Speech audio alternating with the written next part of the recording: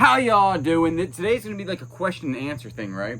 Because the other day you put on Facebook any questions that y'all had, and I was thinking we'd get like anywhere between 20 to 30 questions.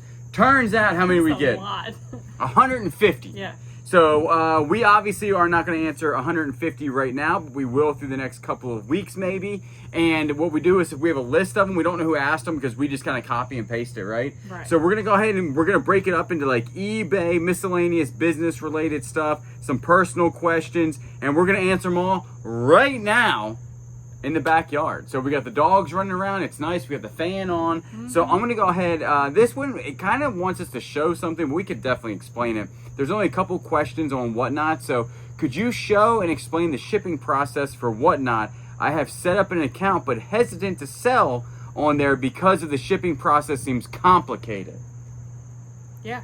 As long as you're pretty much organized, I mean, you're good to go. Yeah, because once you sign on to the shipping, it's going to prompt you to that show to actually start shipping, and then you're going to say start shipping, and it's going to give you everything that you're ready to ship out, which is very comparable to eBay. Yep, and just make sure that you are, with your item, making sure that you are you're not qualifying, but you're adding your shipping materials in with the item that you are going to ship on when you're adding it to Whatnot. Right, they do the shipping profiles between like 4 and 7 ounces, 8 and whatever ounces. So just make sure you're doing that properly, and you'll be good to go. But the shipping is not complicated. It's no more complicated than eBay or anything else. Right. So, but it's actually pretty easy. Do you ship sales to Canada through Whatnot? I do not think that we do right now. All right, next question is, how did you get started on Whatnot? We just kind of started. I mean, we definitely had nerves when we first started, and we still kind of get nerves. Yeah. When we get on camera and start selling stuff, we're like, is this going to sell? Is it not going to sell? I mean, but we just kind of just started. And we did watch YouTube videos on it to kind of get familiar with what they did to help us with our show as well, which also helped us. Correct. Have you ever had anyone reach out to you after seeing their storage unit on the channel or wanting their stuff back? No, never. The thing is, in South Carolina, it is very cut and dry in the laws in South Carolina on the auctions. Other states may be different, but basically once that auction's closed, you pay for the locker and you remove the items from the property, or you rent it under your name. It is your stuff. They have no real legal way. Now, it'd be different. Even if you found $10 million, I feel like in South Carolina, there would be your $10 million. So the law is very cut and dry when it comes to storage units. So we've never had that before. And they try to reach out to the person multiple ways. Oh, yeah. They mail, they contact through their contact phone numbers, they contact their family members. I mean, they go through contacts to get in touch with these people.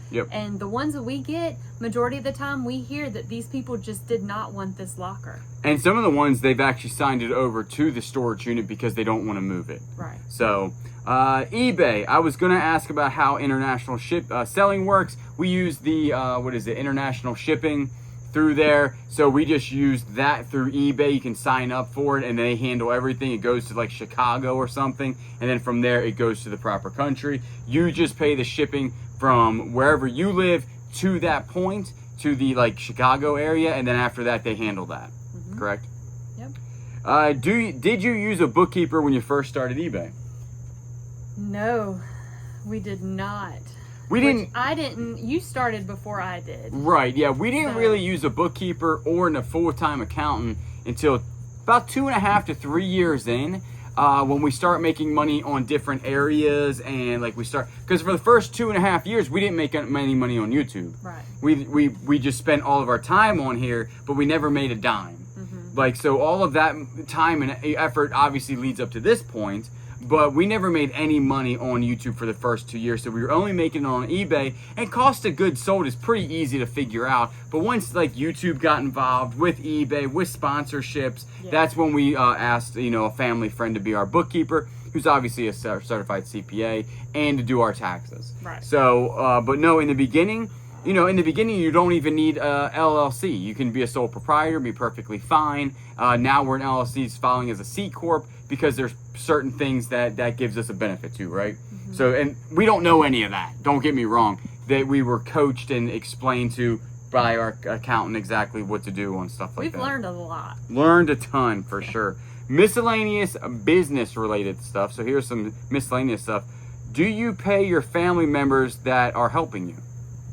Yes. Yes, we do. 100%. Yes. Yep. Does Dad share his eBay sales of the books and stuff? By share, like have a YouTube channel? No. He just sells on eBay. Yeah, he doesn't share. Or, no. You often mention having your own yard sale. When do you plan to do that? Oh, here we go. Okay.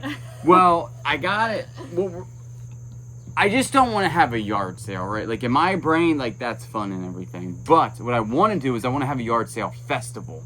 And to do that, I think we're going to need a little bit more room. Yeah. And so I am planning. I want to give y'all in my mind, this might be a 5-year plan, but I'm planning to buy a larger piece of property, right? Mm-hmm.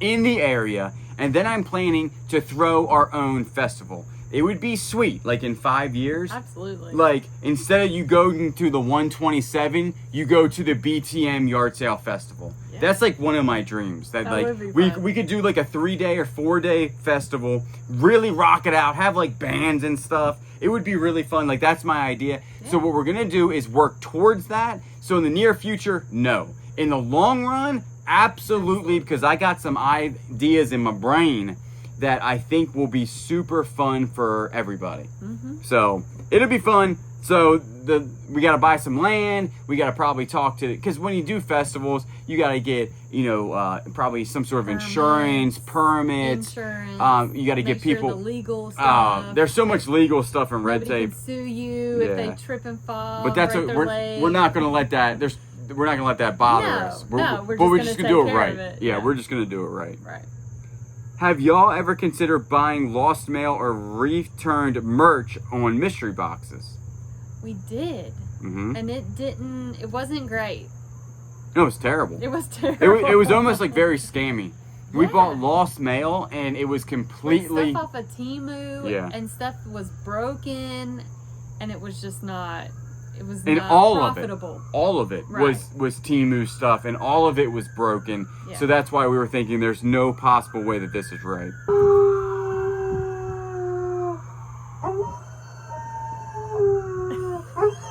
It's Miko howling at these sirens. How would you source items if you lived in the middle of nowhere? I'd probably buy pallets. Yeah, pallets might be good. Wholesale items. Yeah, you could. Because if you're in like literally in the middle of nowhere and there's nowhere around you, Facebook Marketplace ain't gonna help you. Then you can't really do. I mean, you could do Whatnot. There's a lot of things on Whatnot that's worth money. True. Flipping stuff. You could try to do eBay and flip stuff that is super cheap and you're very knowledgeable about. Mm-hmm. But you might just have to travel. I mean, the thing is everybody has issues finding inventory, even when you're not in the middle of nowhere. That's always the struggle in this business is finding inventory for cheap to sell where you can make a profit. So in the middle of nowhere, I'd probably be taking a day and driving to somewhere and doing it, right? Because you could do online, you could do Whatnot, you could try to find stuff. If you didn't want to do wholesale. Yeah. If you wanted to actually flip like unique items, I would have to drive somewhere to, Right. So take an entire day and then go ahead and do that. You could spend the night somewhere and thrift all day at a big city or something and probably do all right. But there's definitely online areas, Whatnot, eBay. But if you're looking for quantity, you're going to have to go find it, like travel out. Don't you agree? Right, yeah. How do you know what to buy? We've gained our knowledge a lot. Well, we first started with things that we knew. Like I did like purses, clothing items, brands that I knew. You started with golf clubs and tools. Yeah. Because that's what your knowledge was in. So I think that we just started with the knowledge that we already had. Yep. And then we went from there. We've watched a lot of YouTube in the beginning to see what other people were picking up. And then we learned by purchasing things and going into Goodwill and scanning stuff, honestly. Yeah. Oh, yeah. Exactly. Yeah. Good thing about Goodwill is that you have time to look it up. Right. So that's a really good place to like get your knowledge base. Yard sales, less time to look up for sure.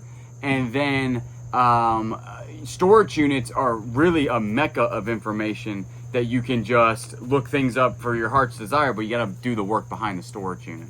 So, do we have a death pile, and if so, how big is it? We do, but it is not humongous. No, our death pile is really small. I wouldn't even call it a death pile because all that is being saved till Christmas. The only time we're not selling something right away is that if it's being stored for Christmas, right? Everything else is being sold.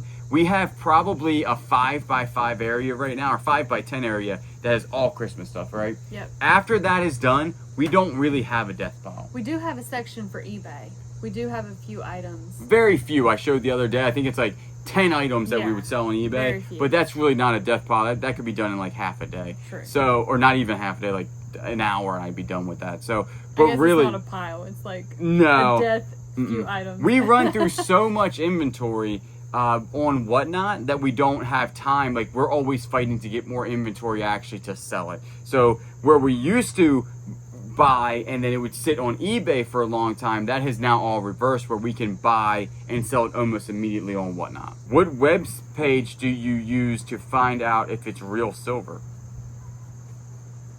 We don't use a web page. We use like a magnet, and if it is magnetic, then it is not silver.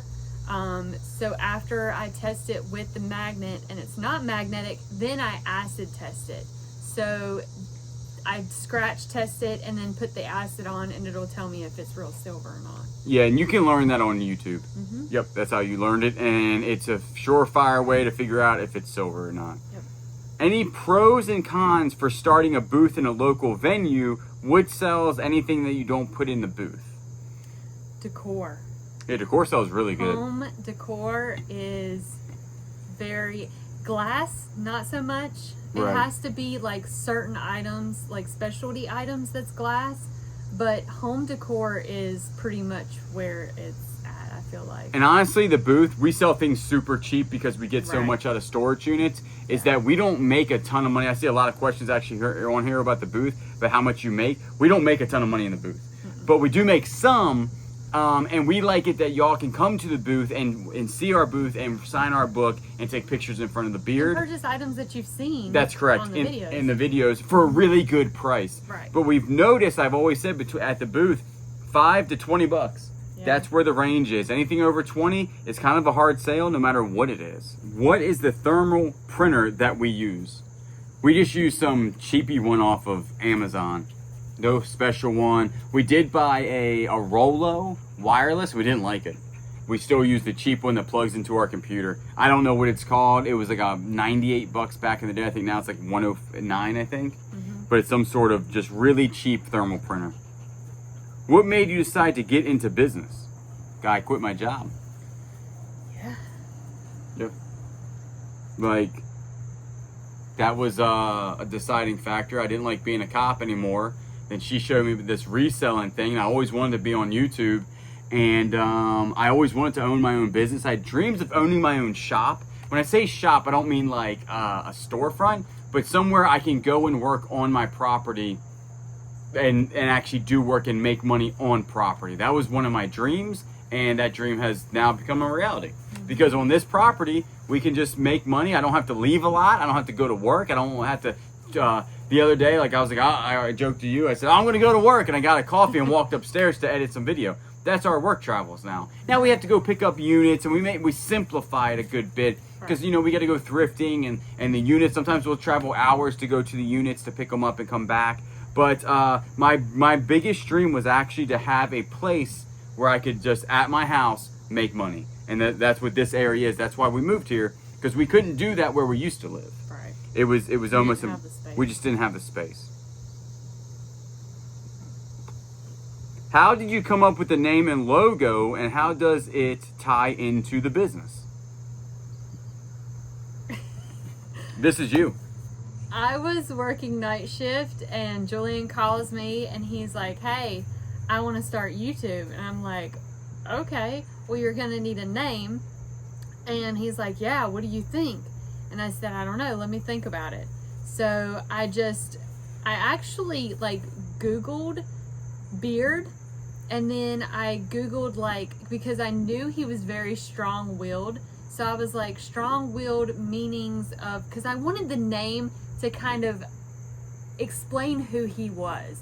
So the beard, obviously, is his trademark. And I've always liked having a beard is because when you're in law enforcement, when I was in law enforcement. He loves his beard. Well, you couldn't have a beard. Right. I shaved every day for 10 years. Now you can have a beard Right. in law enforcement in some places. So that's where the beard came in. Right. And then the machine, if you have seen this guy on, you know, the YouTubes, he literally, like, off of YouTube, he is literally a machine. So that's where I got the machine name from, and then obviously thrift. So Bearded Thrift Machine, and that describes him to a T. I am are that. a machine. I am the Bearded Thrift Machine.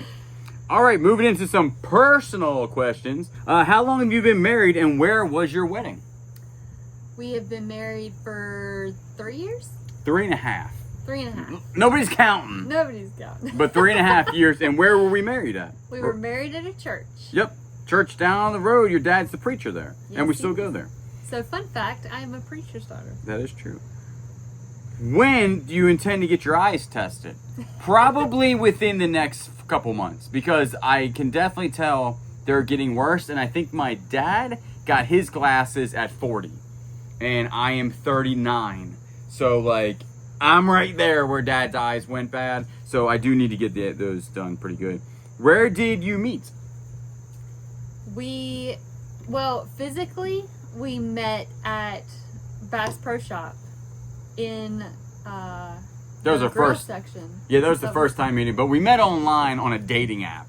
Well, not necessarily, because the dating app, you had to click on the men for them to contact you. Well, my friend had wanted me to go on the dating app, blah, blah, blah, blah. So I just went ahead and set it up. Well, I didn't click on any of the men. Well, this guy saw my profile, went around the dating app, contacted me on Instagram, and that's how we got in contact, because That's true. he was a police officer and he was very good at looking people up, apparently. I'm glad he did. I can stalk it. I'm pretty good at stalking. I'm glad you did. What did Kayla do before reselling full-time, and did you have to talk her into coming on board reselling train, or was she all in for it? So I worked at the hospital with the heart, was an EKG. So I was my mindset was 9 to 5, like, well, 12-hour shifts for the hospital. So I was working night shift, 3 12s, 4 12s sometimes. And it was very hard for me to get out of that mindset of the going to work, like, as far as going to a job.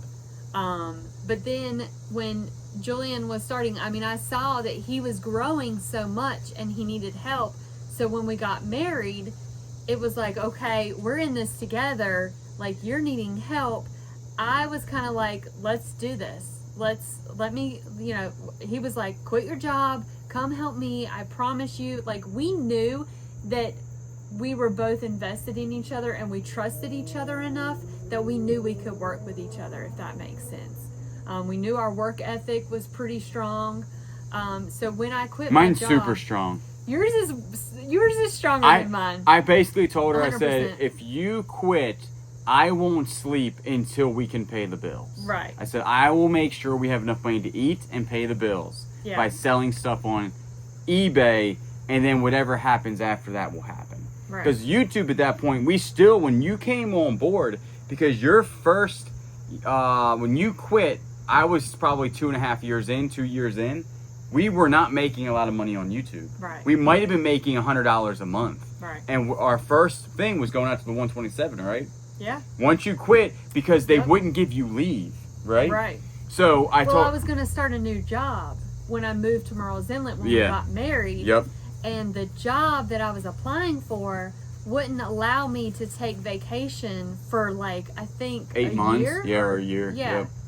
And we had already had the 127 set up. Yep. So it was kind of like. And I told her, I said, just quit and come on full time. We'll hit the road. We'll do some YouTube videos, and I will not literally sleep until we pay the mortgage and have some food in the house. Because, like I said in the beginning, this wasn't a fast process. It's not like one of those things we start on eBay and start making money. Right. I don't know if I've ever told anybody that. I traded in all of my not pension. What was it? Your retirement. My retirement to start this business. I traded it all in. Yeah. Like when I tell people I went all in for the first two and a half years, I went fully all in and left cop work with zero. Mm-hmm. And so that was 10 years, and I was like, I'm going for it. And it just worked out because I knew that I wasn't going to quit. Like it was, I gave myself 5 years of losing, and then I said, well, I'll get a job. But yeah, it wasn't hard to talk you in it. I said, listen, I got this. Yeah. I said, I prayed about it. The Lord said, the Lord told me to get out of law enforcement. So I was like, I got you. I'm done. Boop, finished. And then I told you, we'll make it work. And we have, for sure. Yes. My daughter is looking for a nice single Christian man. Have any single friends? No. I have no friends. Unfortunately. I don't even like to leave the house anymore. But I My actually friends don't. have husbands and kids and. I mean, Yeah. well, We're at that wives. age now because we don't have kids. Most of our friends, I honestly have no friends, but you have friends, and they are married with kids. But me, I have zero friends. Well, I have y'all, which are my friends. So I actually have like tons of friends. I think about probably 500,000 friends. You have a lot of friends. 500,000. Yeah. Yeah, I have 500,000 friends. So I have y'all as friends, but real like people that I hang out with on a daily basis is literally y'all. Because I talk to you guys more than I probably talk to anybody else. And I'm your best friend. Yeah, and she's my best friend. So, but no, I hate to tell you, we don't have any people in mind that are single. Sorry. We do apologize for that. What items did you decide to place in your glass door bookcase? The one out in the little foyer area. So I have some blankets in there for the winter time. And we have the stand that you use for the couch. We got you want to explain the stand? Yeah, so it's like, it has like a pole, and you put it in the couch, and then it has like a little stand. It's like a table, yeah. Yeah, so Julian can eat his snacks or When write his little notes. When we're watching doing, like Bible study or study, if I whatever. write my notes doing that. So, Yeah. But that's the only thing in the bookcase, isn't it? Yeah. Just blankets and the it stand. looks nice. Yeah. I think. I'm glad we kept it for sure. But I keep blankets mostly in there. Do you guys want any kids? No, we do not. And we both knew that going into our marriage. So, yeah. And we're not going to really tell why we don't want to have kids. We just don't want to have kids. So, Yep. let's just put that at rest. Why did you leave the police force? Oh, that's my question. You were never a That's your cop. question. I didn't like it anymore. I didn't enjoy it. I think the cop work you're called to do, and once you're done with that calling, you need to leave. I think a lot of cops hang on because they have pensions, they have this, they have that. They have 15 years in. I only need 10 more years. I'll hang on. I'll go to desk work. I don't think that's the way to be a cop. I think that it is a calling, and you will do your job very well when you liked it. I loved my job for the first 8 years. The last 2 years, I was like, I'm done with it. I actually left cop work twice. I left one time, then went back, and then I didn't like it at all. I loved being a canine officer. That was fun. But my heart really wasn't in it, and that's how you die. So I prayed about it, and the Lord said, leave police work. It wasn't anything weird. It wasn't like I was in trouble. I wasn't getting sued or anything weird. No. It's just that I just didn't like it anymore. And I really think there's certain professions that your heart has to be in it. Really any profession for your quality of life and you like working. But cop work, you really need to be in it. Like 100%. Especially when I was a sergeant, I had guys under me. I had a platoon under me. Well, if I wasn't in it, my boys wouldn't be in it. So, and I just didn't like the path I was going down of not liking work and not like going to work. But like cop work, teacher, nurse, doctor, anywhere that you're out there doing something public service wise, you really got to be in it for your heart. And that's a calling. But once you're done, you need to be done. I personally think that cops need to stop at 15 years. That's just me. I think 15 years you should have full retirement. because I don't think that you can. 25 is a lot. 25 years in cop work is just a lot. It really drains on your brain later. Now, some of it might not drain on your brain later that much. Me, it drained on it because I was a very proactive police in my younger years, and You're a machine. I did a Whatever lot. you do. Yeah, I did a lot. How old is the two doggies? So Willow is 6. She's like 6 now, yeah. And And Miko, we Miko believe, is around what, 2? 2. You're about 2-ish? 2.5. She acts like she's 2. How do I send you to something? Our P.O. Box. Yep. P.O. Box 276. Yep. Loris, Loris, South South Carolina, 29569. Yep. Has Julian ever suspected he has ADHD? The answer is absolutely not. Because I am actually, what would be the opposite? I am hyper focused. Yeah. When I am on something, like say like editing, right? I can literally edit for 15 hours straight and never move. I don't need to eat. I don't need to drink. I will be hyper focused. I have to bring him food and drink. Because I won't he leave. will not eat or drink. Because I know that it has to be done. When we're doing a storage unit, it doesn't matter if it's 1 degree or 150 degrees. I am hyper focused on doing that storage unit or the completion of what I'm doing. Video, yeah. So no, I would say that like nothing really pulls my attention. If anything, I'm ADHD. Yeah, because you like she'll like be doing something and then she'll go off and I'll like do housework. Yeah. I'll be yeah. Because But we'll be needing to do storage units. I'll be like, oh, I gotta do laundry, or oh, I gotta sweep the floors, or it's like, no, you can't do that yet because we gotta get the videos done. So yeah, if anything, I'm ADHD. But me, I am super hyper focused and I have a really good idea of time. Right, because in police work, it goes back to police work really because this is how I was bred. Is that in police work we actually had to write down our daily logs. So like when you got on shift, this isn't all police departments, don't get me wrong, but on our shift, on how we did it, or how our sergeant made us do it, is before I came sergeant, is that 8 o'clock or 6 a.m. signed on, went to call between this time and this time. So in my brain, I have a very good working idea of how time works. And a lot of people don't. I honestly believe that. I didn't when we first started. No, because you would like, even on your phone, say you're scrolling and you scroll for 5 to 10 minutes, but you could have got a lot done in that 5 to 10 minutes for work time. And then like meandering around and doing things, and people, like you really gotta get your time management. There's more time in the day than people think, because they waste their time on certain things that they're not even understanding they're wasting time on. Right. And once like I showed it to you, you're like, I can't believe I wasted that much time doing that. And it's like, yeah, but once you get it in line, there is a lot of time in the day. That's how much we get so much done, is time management. Right. Willard agrees. Have you had any weird, crazy stalkers or crazy fans that you've encountered? No. Everybody. I mean, everybody's been really, really good. Everybody that we've met out and about have been super nice, yeah. And nobody's like come to the house to try to like stalk us or like, we've had some really weird comments, but usually they're empty, like type of things. So no, that was it. And the last question, have you looked into adding gutters to the eBay barn in the house to help with the water issues in the yard? Yeah, gutters, underground French drains that we're doing. We still have to open the ditch up. There's a lot of projects to this house that it's going to be an ongoing thing for the next years and years and years. This property will probably never be done. And me and her, like in your mental state, like when you buy something new, that's done, right? Like, so there's not many projects there. So with me and her, when we bought this, we sat down and had a good conversation knowing this will never be done. There will always be something you have to spend money on this project or on this property. One is because we run a business out of it, and that's always evolving. Two, it's 100 years old. Like the white building is legit 100 years old, and the front building is 80 years old. Now they did a lot of work to it. The people that did the work, they did a lot of work to it, but a lot of that work is still will have to be kept up. Right. It has to be painted soon. The white building has rod on it. The chimney's soaking in water. The crawl space is 100-year-old crawl space. So there's certain things that will always have to be done, and ideas that we have ideas for the big shop for cars.